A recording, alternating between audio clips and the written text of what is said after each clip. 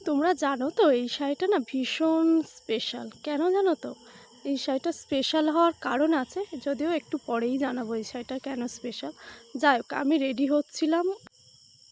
রায়ের পাপার অফিস কলিগের বিয়ে ছিল, তার জন্যই রেডি হচ্ছিলাম। যদিও আমি এইটাই ভিডিও কখনো করা হয়নি, এটাই আমার ফার্স্ট টাইম ছিল। তো জানি না যার জন্য কতটা ভালো হয়েছে। আর এই শাড়িটা পরে আমাকে কেমন লাগছে সেটা জানিও, আর শাড়িটা কেমন সেটাও জানিও।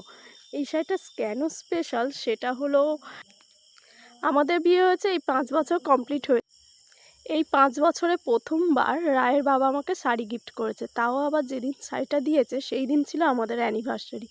যার জন্য এই শাড়িটা এতটাই স্পেশাল। তাই ভাবলাম একবার রেডি হতে হতে একবার ভিডিওটা করে নিই।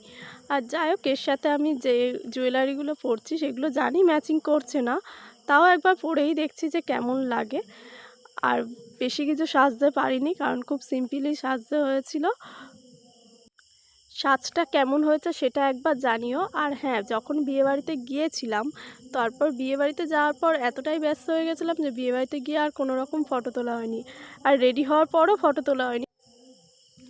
ওই দিন রায়ের একটু শরীরটা খারাপ ছিল, তাছাড়া রায় একটু দুষ্টু, তো তাই জন্য সবসময় হচ্ছে ফটো তোলা হয়ে থাকে না, যার জন্যই আমি কোনো রকম ভালো ফটো দিতে পারিনি। যদিও একটা ফটো লাস্টে রায়ের পাপা তুলে দিয়েছিল, সেটাই আমি দিয়েছি। কেমন লাগছে জানিও।